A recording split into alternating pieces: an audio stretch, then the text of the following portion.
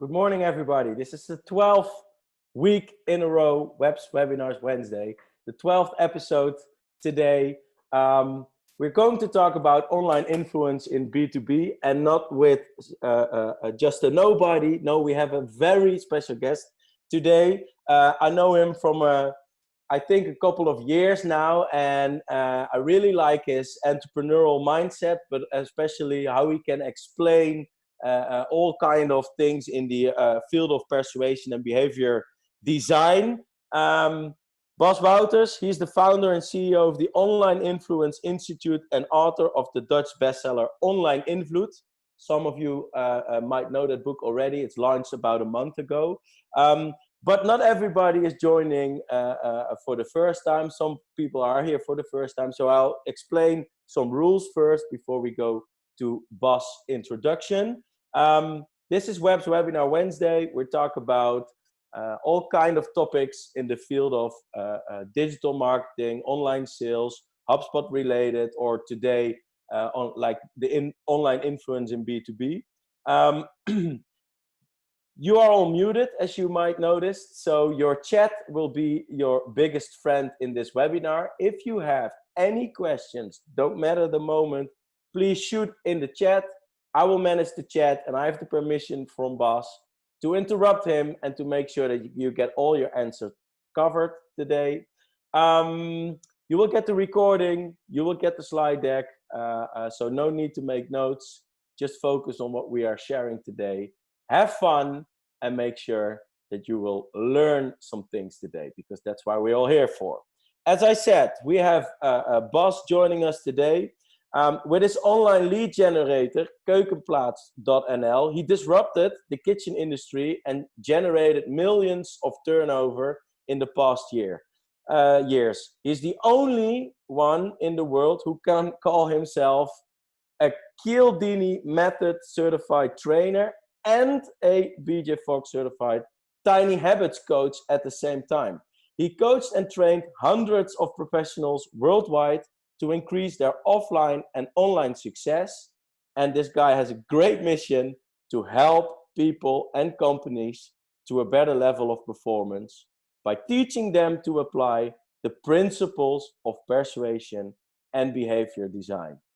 We are all very lucky that he will be here today. Bas, over to you. I will stop sharing my screen, and welcome to this 12th episode of Web's Webinar Wednesday. Thanks, Thijs, for this lovely introduction. I will start sharing my screen. Really great to have you all here. Lovely, so many people came to this Webinar Wednesday. We're going to talk about online influence. We have 1 hour, so I call this a power college. Online influence, how to apply proven behavioral science for more online results. That's what the book is about. And for the people who can't read Dutch, the English version is expected to launch half September. So big news is coming there. Let's dive in. What are my goals for this webinar? Of course, for you to all understand the theory behind persuasion and behavior design, but also I would like everybody to leave to have some ideas that they can start implement tomorrow. So that are the two goals that I have. And I'd like to start with a question for all of you. And my first question is, how important is persuasion, online persuasion for you? So I will launch the poll now and hope to see your answers.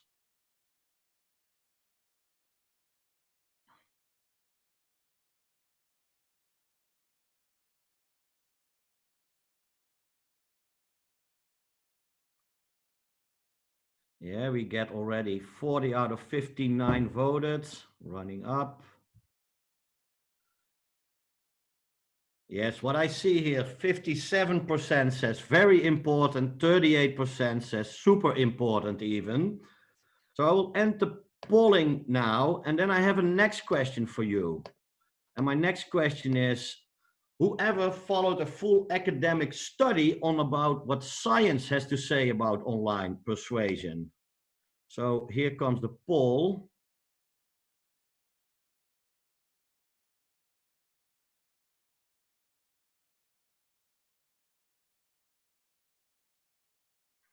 Yes, already 43 out of 61 voted. 45.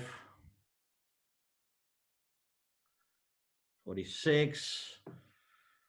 What I see now, 89% answered no, I didn't. So we have an interesting situation here. What you see is many people realize the importance of persuasion, and in this case, the online persuasion. Only a little amount ever follow the full academic study on what science has to say about this. And that's what we're going to change today. So let's dive in. First, I want to talk about the foundations of behavior design. And there are some basic foundations that you have to understand on how we make decisions. Because if you want to persuade somebody, we have to know how people make decisions.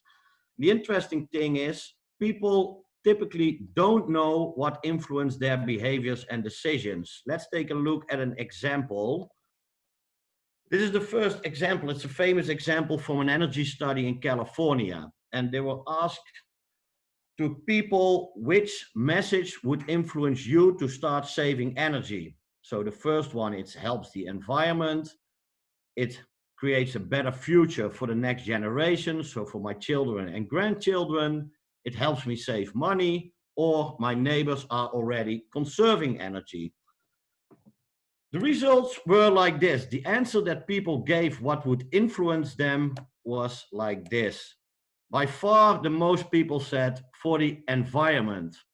So what you see in a lot of messages on better, better behavior, like saving energy, it's always connected in the message, the motivating message, it's connected to the environment. But when they tested the same people a kind of period later, these were the real results, what motivated them. So it was the social proof, it's one of Cialdini's principles, who I'll explain later, who won by far. So you see the complete opposite is really true. So an interesting thing to understand is people typically don't know what influenced them, but if we start designing campaigns, we often start polls to our clients and to other people asking them what would change your behavior, but we cannot depend on these kinds of answers. So that's the first thing we have to realize. The second is we not always show behavior that connects to our values. This is an interesting study done in the late 30s in America. There was a French sociologist called Lapierre, and what he did, he was starting traveling with a Chinese couple through America in the late 30s. What you have to understand, in the late 30s, it was of course still an adversity to darker people, but the Chinese were not even considered in a human way. They were only good enough in the eyes of the people to work. So they were refused in a lot of occasions like restaurant, bars, etc. So what did Lapierre did? He started traveling. And after his traveling, he visited a lot of hotels and restaurants, 66 hotels and 184 restaurants and cafes. So what happened? Only one time the Chinese couple was rejected. When Lapierre came back to France, he wrote to all of these hotels and restaurants asking them, I'm going to travel with a Chinese couple, would you let me in? So out of the 251 places he visited, 128 replied. And the interesting part is 92% said they wouldn't accept Chinese guests. But a month earlier, they accepted them. So you cannot always rely on what people say, these are my values, and I behave always like I said I would. So that's a basic second foundation we have to understand. And the third one I want to talk about, people don't know what they want. An interesting quote from this man is called Henry Ford. The big car manufacturer said, if I would create what people wanted at the time, I have to create a faster horse instead of a car. Let's go to a more recent example in Houston Airport. Houston Airport got a lot of complaints that people had to wait with domestic flights too long on their suitcases. So what they did, they invested a lot of money to optimize the process from the plane to the luggage belt. And the results were astonishing.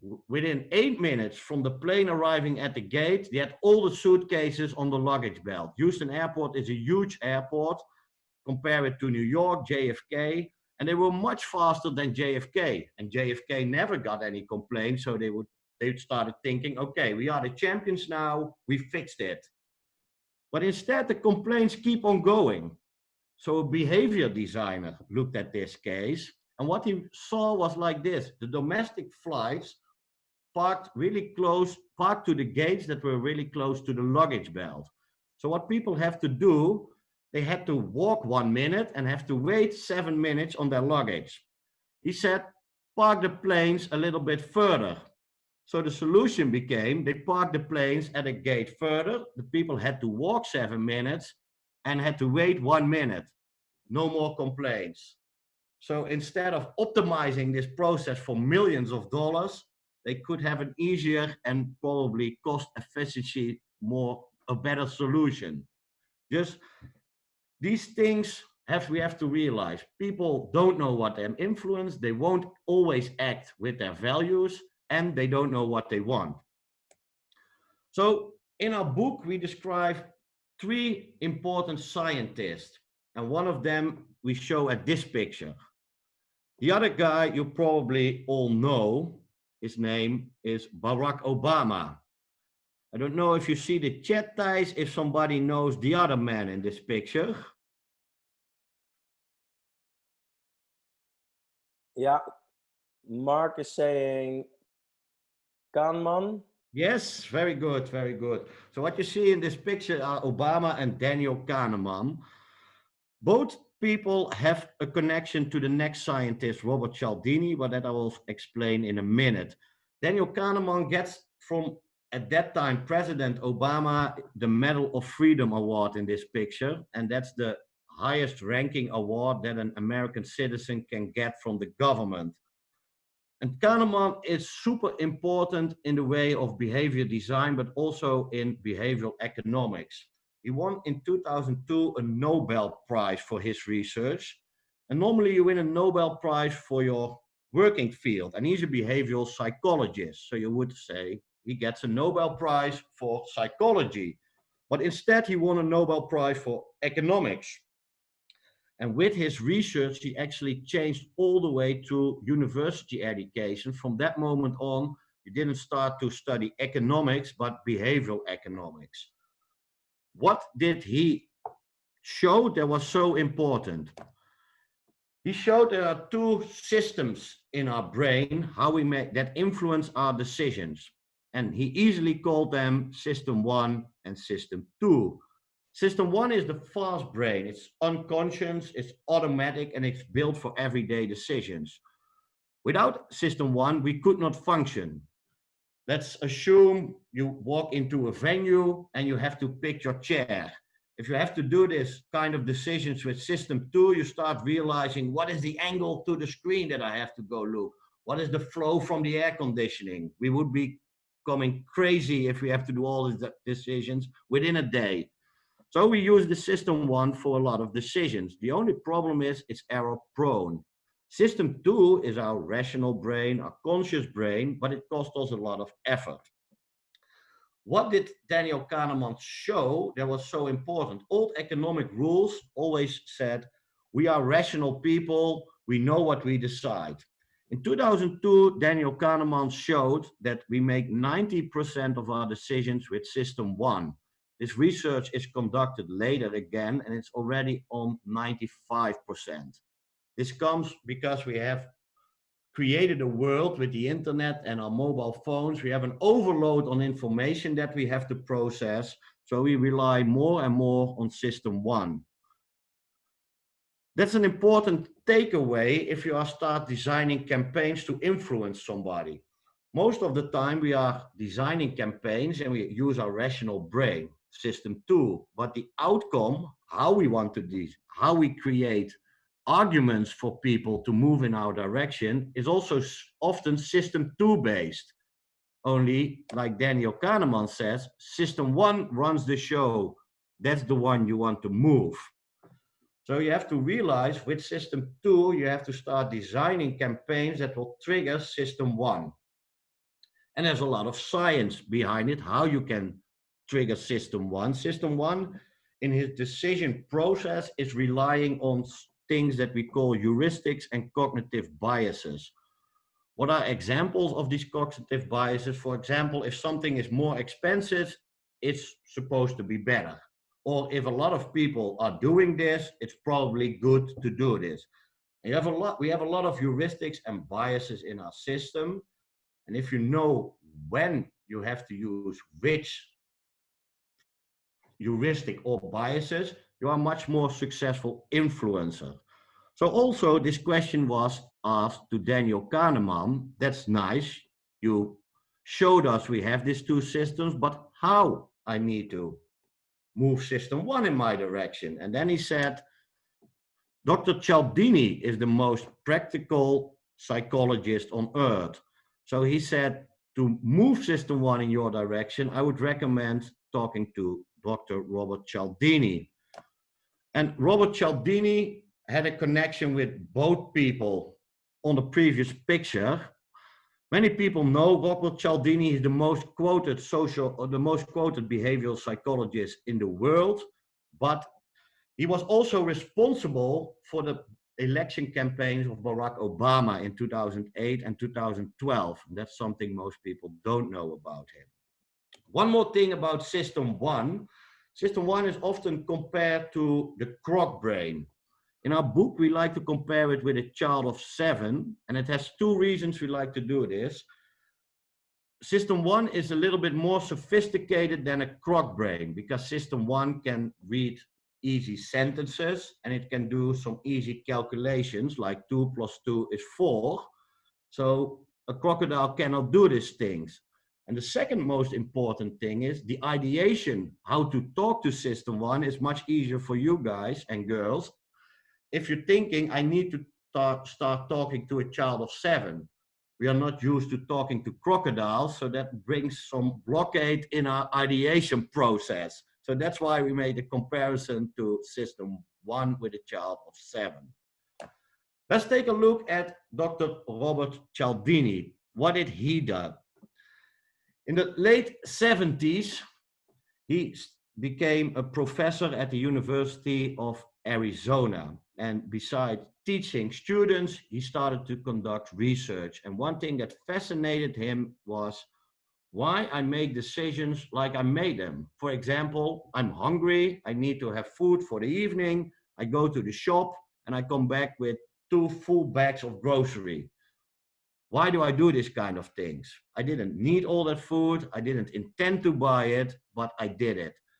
So at that moment, he started looking to a big data pool of science, what it had to say, how we are influenced in making our decisions. The first science research was started when Hitler came to power in the early 30s, because scientists are asking themselves the question, how can a man who's conducting such a totalitarian regime, how can he get so many followers? How does he do this?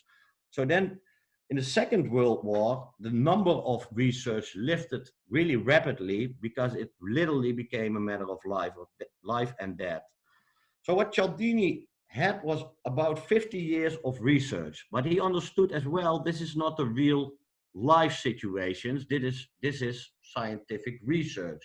So he went 3 years undercover and he started working in very commercial industries like PR agencies, car sales, financial world, but also he started working with recruiting soldiers and applied in cults. There's also a lot of influence. And after 3 years, he conducted his own research and compared it to the scientific data. And then he wrote the book Influence, where he broke down all of this data to 6 principles of persuasions.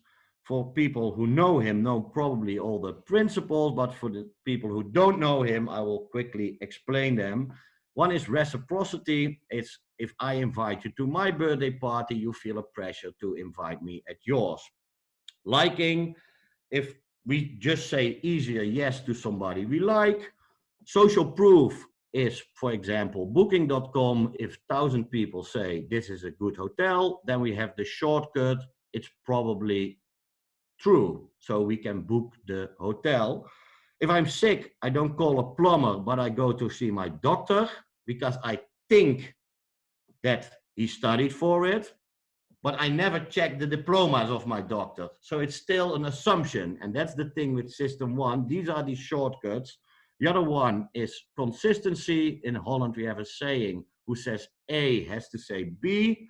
So that's you like to act consistent. And we have scarcity. Think of Black Friday. So Cialdini was the first one who made behavioral science really practical, applicable, and there he became famous, and so famous that he was even responsible for the election campaigns of Barack Obama. Thijs, no questions yet? So far, we're good. So okay, feel free to use the chat, everybody. You have a good speed, so we're good with time. We have enough room for answering questions. So yes. If there are, please share. Like a pretty high pace, so we get a lot of input to you in this short time frame of 1 hour. I have to talk about approximately 100 years of research in 1 hour and also give you some cool examples. So let's dive into the next important scientist. This man is B.J. Fogg. He is the founder of the Behavioral Lab at Stanford University and is also a professor at Stanford University. And he's the founding father of behavior design. So this man showed you can design the desired behavior that you like people to do. So if you know that that's possible, then becomes really interesting, because then you can start thinking, what is the desired behavior that I want people to do in my online environment? And apparently you can design a certain environment that people start doing this behavior. So he's the founding father of behavior design and the Fogg behavioral model. But he had famous students. Sorry, I first explained the behavioral model. His formula to explain it is B is map, or behavior will show if the motivation, ability are high enough and it is easy to do, and there's a prompt. A prompt is something that asks for the desired behavior. So if you see this sheet, this chart, you see we can have low and high motivation to do something, and some behavior can be easy to do and hard to do. And if something asks for our behavior, a prompt, and it's easy enough to do and we are high enough motivated, we will do the behavior. So think of an example that you are high motivated, but something is hard to do, but you still do it. Do you see my mouse cursor? Yes, we can see it. Okay, perfect. So then it comes here. Think of a concert you really like to go, this favorite band, but you want to buy these tickets, but the site doesn't work and everybody is using the site, so it blocks all the time. But you keep continuing to buy these tickets because your motivation is really high. Another example, when you do the behavior, when it's easy to do, is, for example, you have the Metro newspaper in Holland, and you get it if you walk into the station previously. Nobody asked, nobody was really motivated to get this newspaper, but they almost shoved it into your hands. So it was easier to take this newspaper than not to take the newspaper. So because it's so easy to do, the whole train was reading this newspaper. The biggest takeaway that I want to give everybody from this model is often when we are seeing people don't do what we want them to do, we always think of motivation.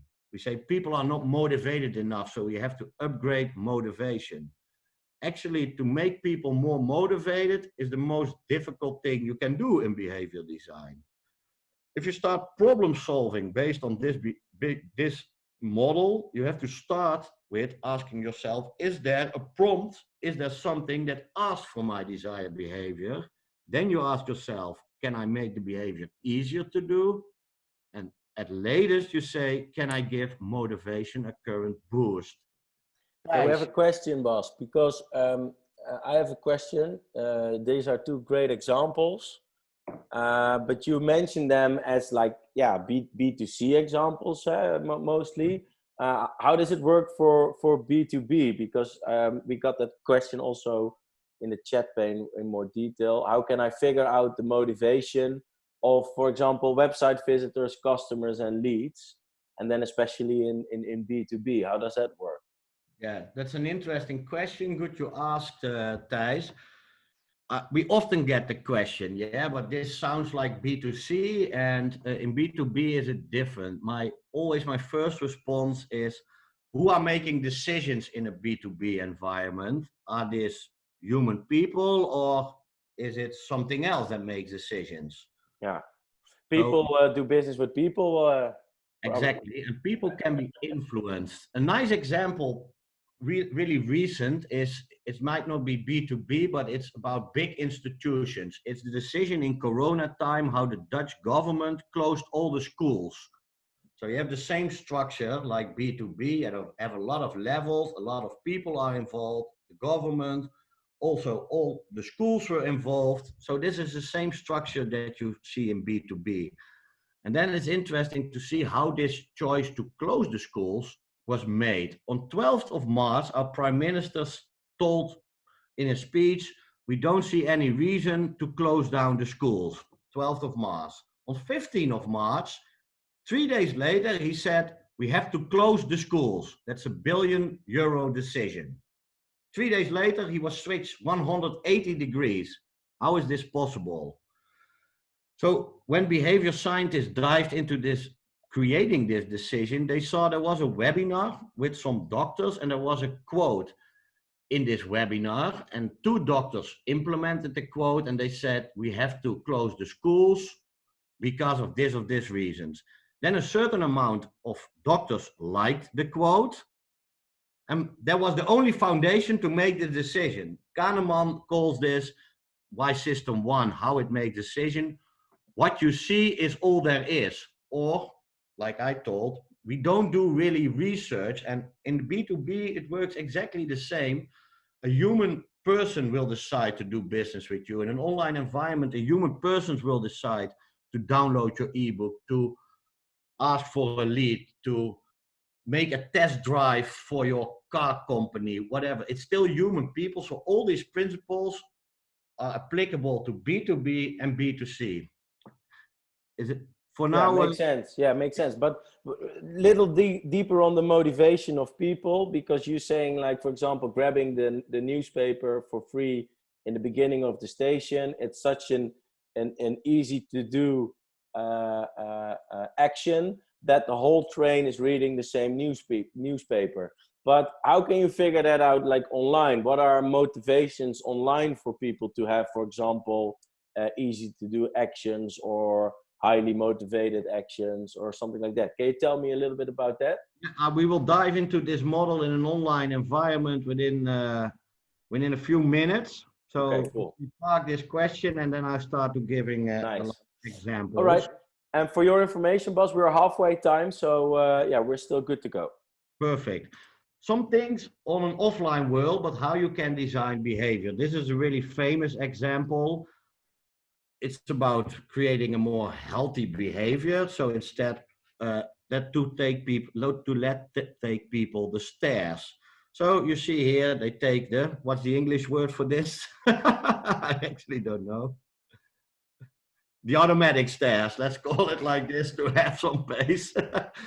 The escalator it is. Escalator, yes, that's the word I'm searching. But what they did here in this example, they designed the stairs as a piano who made sounds if you start walking on it, and you saw much more people start taking the stairs. Also, a recent example for behavior design is this one. In Indonesia, they didn't want to get people to go outside because of the coronavirus. So they dressed up people like ghosts, And that was the trigger that people stay in their home because they are in these countries more afraid of ghosts. So this model, again, back to your question, Thijs, how does this work in an online environment? What we did in our book, we described 37 principles based on these axes.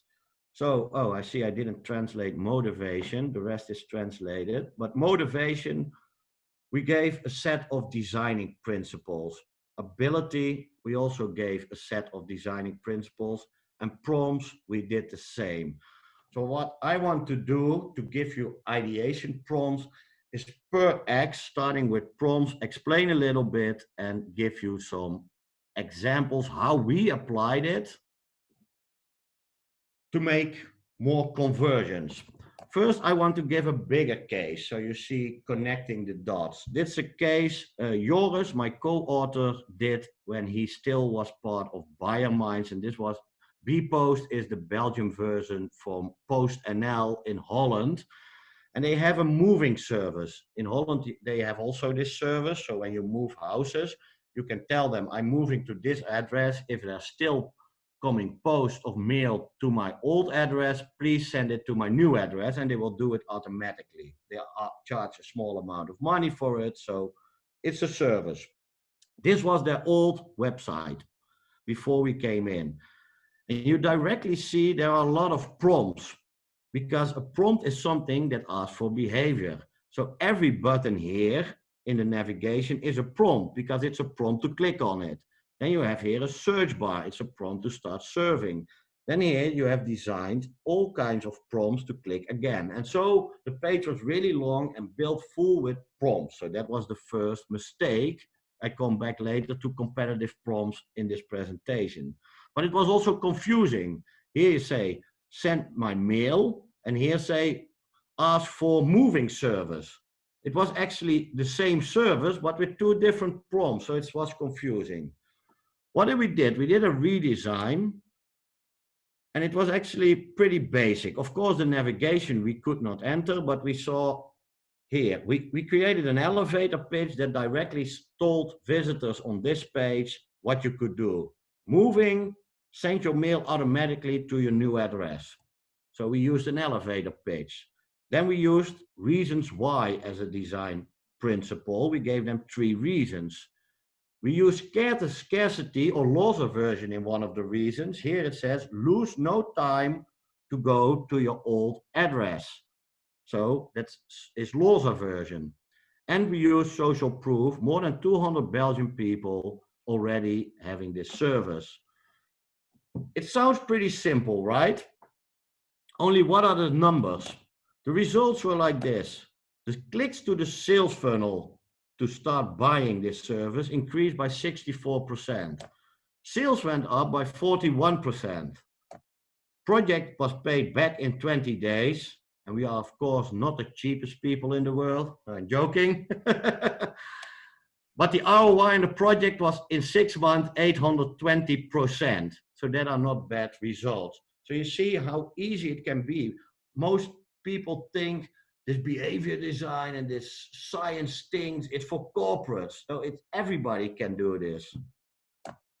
So let's dive into prompts. I already explained a little bit, but what are prompts? It are words, objects, sounds, and thoughts that we perceive and ask us to show a certain behavior or remind us to show a certain behavior. So let's take a look.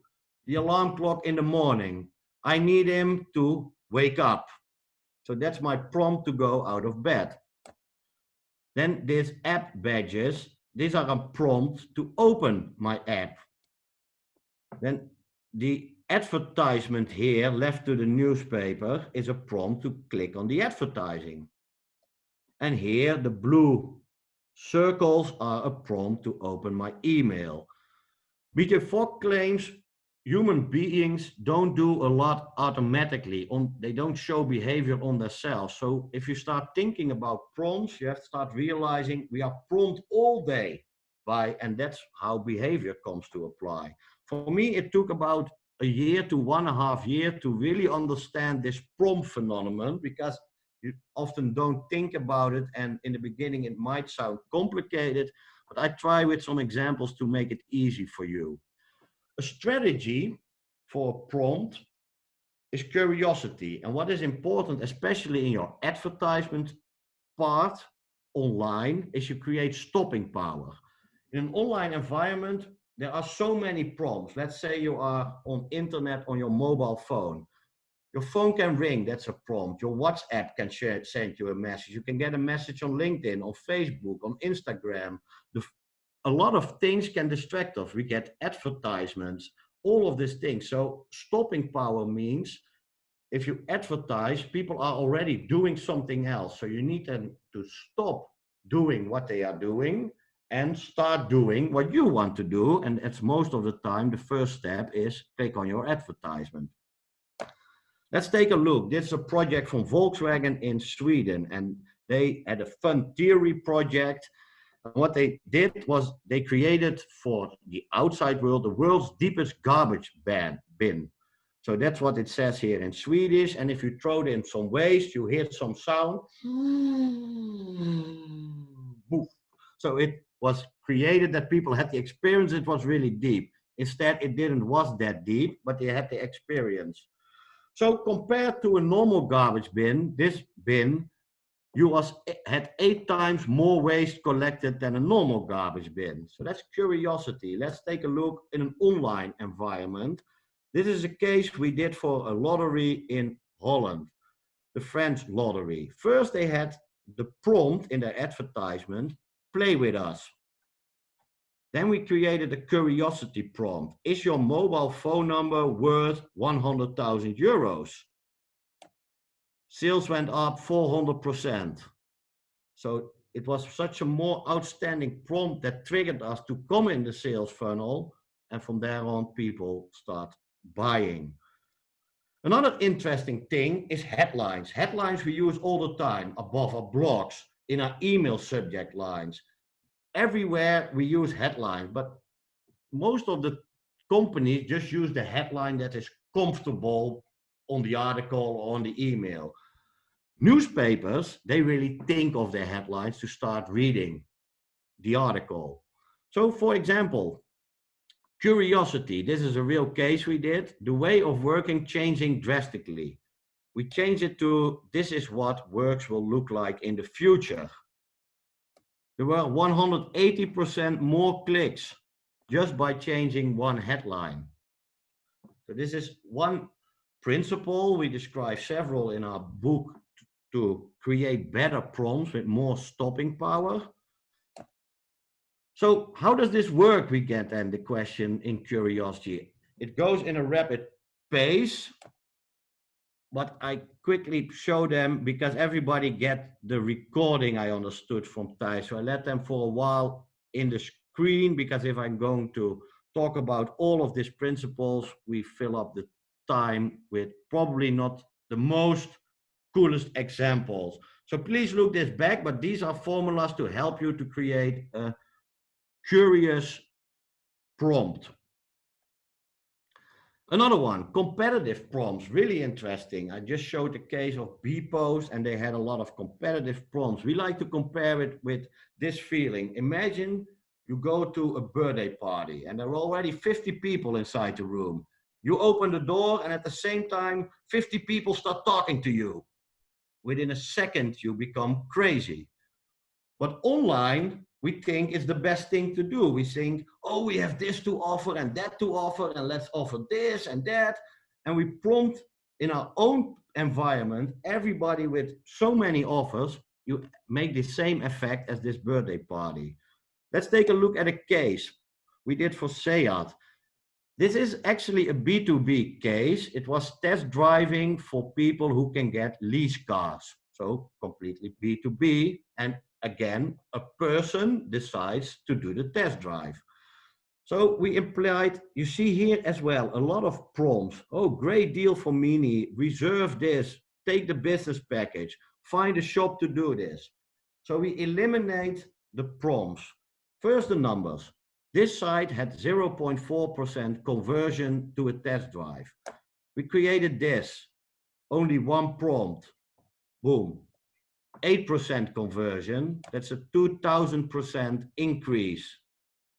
So my advice, take a look at your landing pages, website, and start eliminating distractive prompts or structure them in a different way so people are not prompt in the same screen window a lot of times. Next, some examples on ability. A default setting. So if something is by default the setting, system 1, a child of 7, doesn't have to think what is the best solution. What did they did for the government in Holland? There are becoming more problems on the student loans. Many students took the maximum loan and then they are done with the university and they have to pay back 40 to 50,000 euros. That's a lot of money to have on your back starting your working career.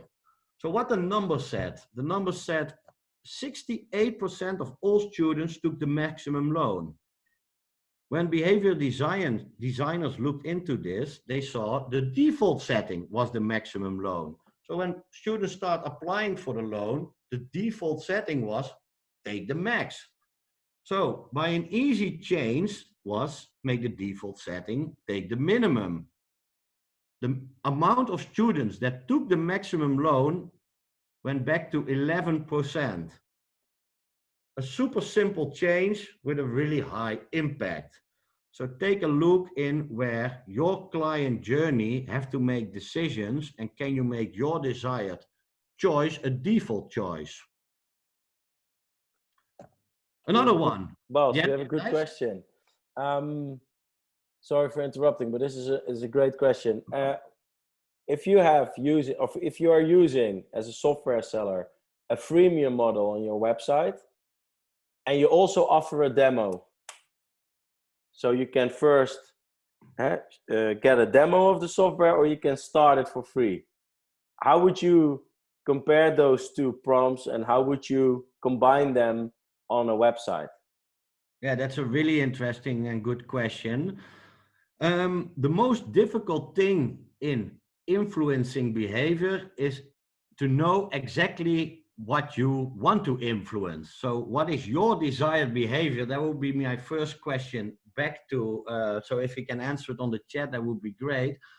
Because there are a lot of strategies to go somewhere. So you have to, the first answer is you have to make a choice in what you want people to do. So is the best commercial flow, is it to get the demo or the free trial? Probably you have some numbers. So prompt in first time, and it's not in this slide, but in the so that has to be the main prompt. And in the book, we describe the Hobson +1 choice architecture. And you could design the second prompt like a Hobson +1. That would be now my first advice.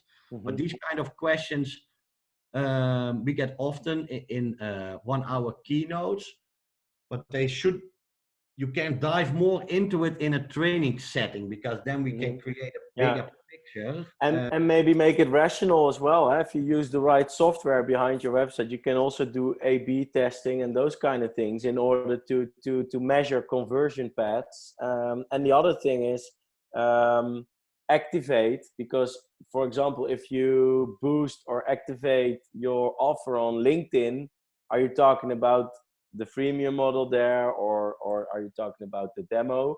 And if you clicked an activation or an ad or whatever regarding the demo, it makes no sense if you go to the freemium then, in my opinion. But there are some other discussions on the chat now, boss.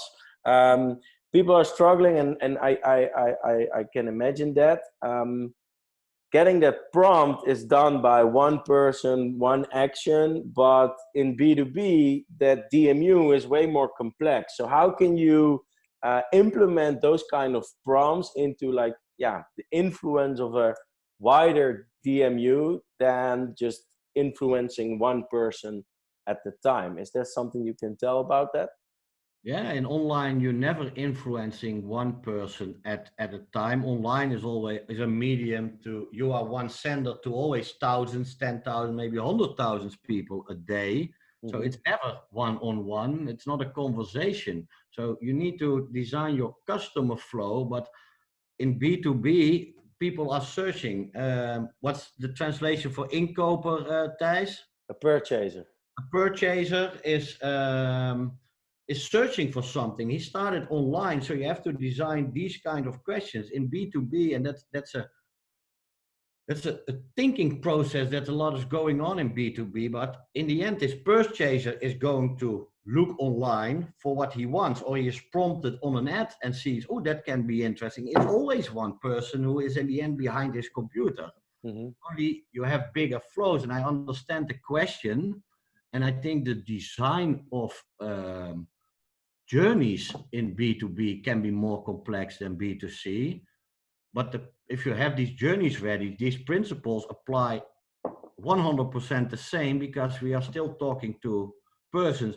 And I told you in the beginning, Thijs, we did a lot of B2B consulting with this, and highly successful. The only thing is, with B2B, you have to sign complicated contracts, a par like this, that you're not showing the data to anybody else. So that's unfortunate. So yeah, but I understand what you're saying. But and regarding, because I understand we can get best practices out of B2C, implement them in B2B. It's important to funnel, think from the outside in perspective. A purchaser has different prompts, different needs, different actions where he can be triggered on than, for example, the decision maker later on in the process. So I totally understand that. But do you have maybe some examples, let's say B2C and B2B then, of brands who are performing very well with this online persuasion? We all know the examples of Booking.com, for example. I'm still surprised that some people think that's real, that people are watching at the same time. But it still works. Do you have other examples? Maybe a couple names, or at the end you can mention, maybe you can think of something that pops up who does a great prompt strategy is Netflix. They have just one prompt strategy: get your free trial. That's all they do. Yeah. One prompt, no distraction, and they're super successful with this. Yeah, especially these times. Yeah. All right. Another question for now.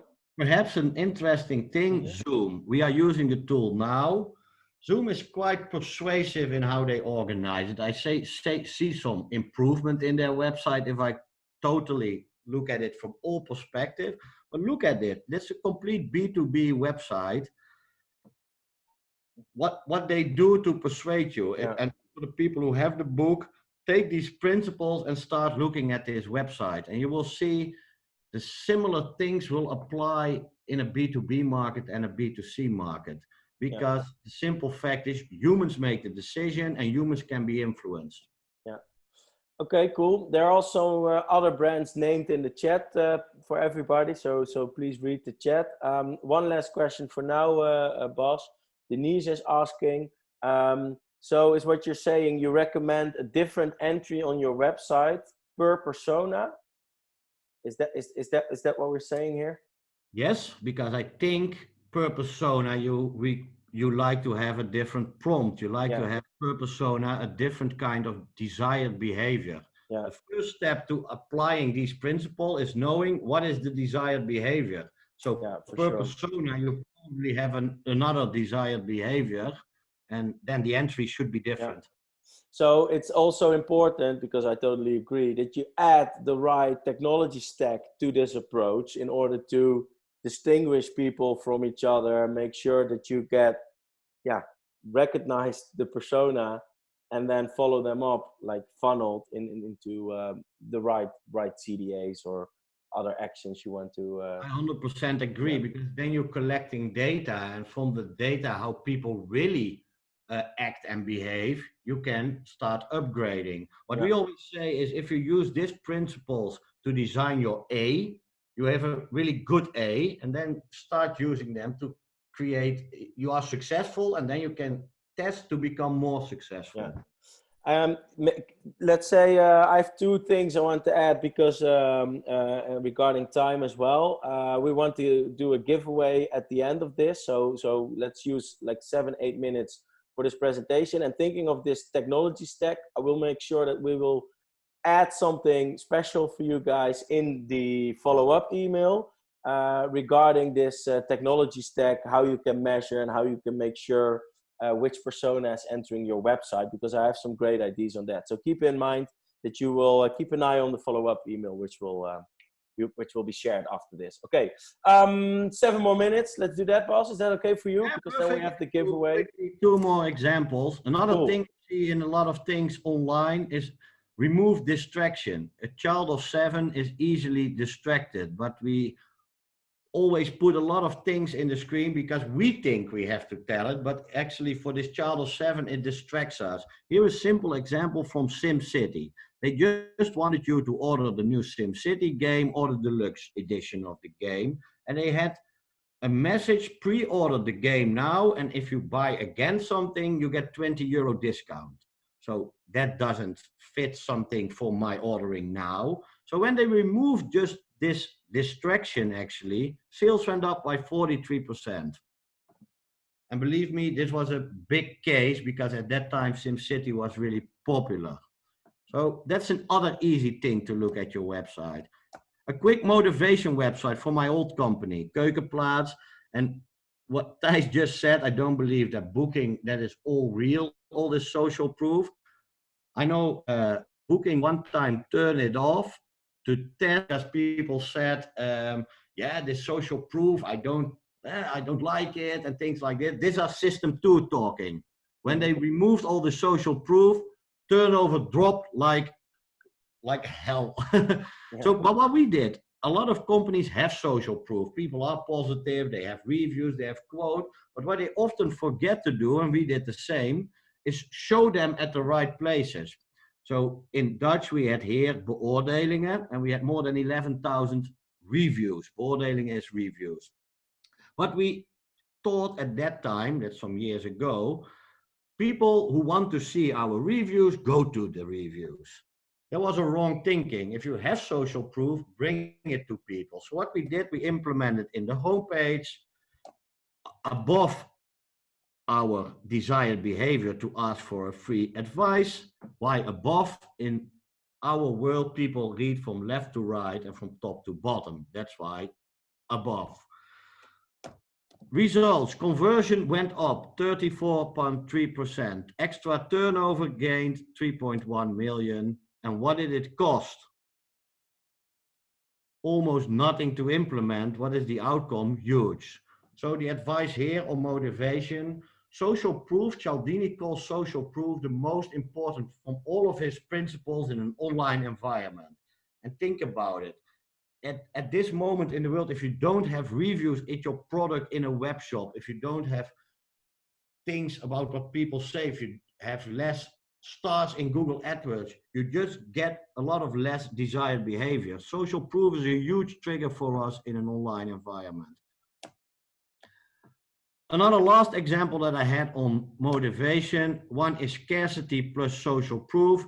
It shows how simple it actually is. This was just some offer from a software package actually, and they had the one-off fee, $379, it's now $29. Reversibility, 100% back money guarantee. It converted really well, but when they add scarcity and social proof, so a timer, how many bundles already bought, and status almost ended. Conversion went up by almost 300%. Also, these kind of designs are really simple to implement.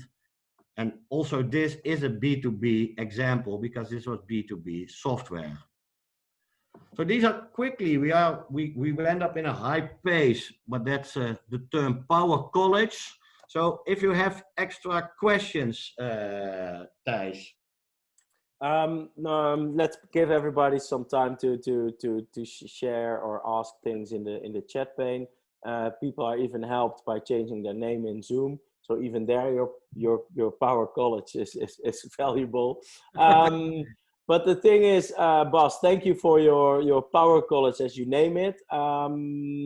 It's very impressive, and I think of things like how can I add some things into our B2B approach. But again, I also think that in B2B you have to think on yeah, your target audience, that your ideal customer profile, like what will work, what won't work, you know, like those kind of things. And I think that's a very interesting discussion you can have internally with your commercial team. Yeah, if I can quickly give some advice at what I want to say for last, because I know from B2B experience, there's always some doubt. From my experience, and we did a lot of B2B consulting, is the first one, like you said, start designing the journeys per buyer persona, start designing prompts that those people, those personas want, and start removing distraction. Just let them do the desired behavior. In B2B, see, often we can offer you so much and we want to show it to all and everybody, and it creates too much prompts and too much distraction. So that will be my biggest advice. Check your online portals, first of all, for these two things. Thank you, boss. I'm going to steal your screen for a second because I have already a copy of your book, of course, and I'm not going to share this, but I have two brand new ones without notes who I can share or I can give away. So we came up with this, and I want to ask everybody to read this carefully because we can give away a book. So let's do this. Everybody make a LinkedIn post about today or about one of your business topics and show what you've learned today by adding principles of online persuasion in your post. Of course, we should get a notification of that in order to check it. So please tag either Bas and me to that post. And then tomorrow at 9 o'clock in the morning, Bas and I will have our first coffee and we will discuss what will be the winning two posts. And those people will get a message from me, and I will make sure that I will send one of these great copies over to you for free, since yeah, it's a really interesting book, Bas. I really like it. So let's make sure that people can benefit from that. So feel free to show us what you got. I'm very curious about the posts which will coming in later today. Before I say a final big thank you to you, Bas, I want to invite everybody to the 13th episode of Web's webinar next week. We have another great speaker of HubSpot.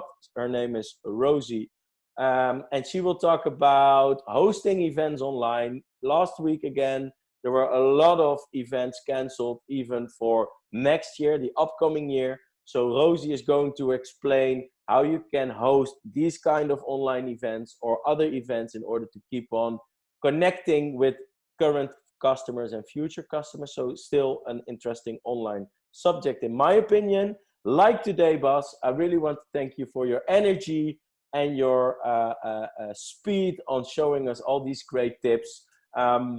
People can read the book. You can find it online. But again, we will give away 2 books for free if you show us a great LinkedIn post. Thank you all for joining. Thank you, Bas, and we see each other later. Bye-bye. Thanks, everybody.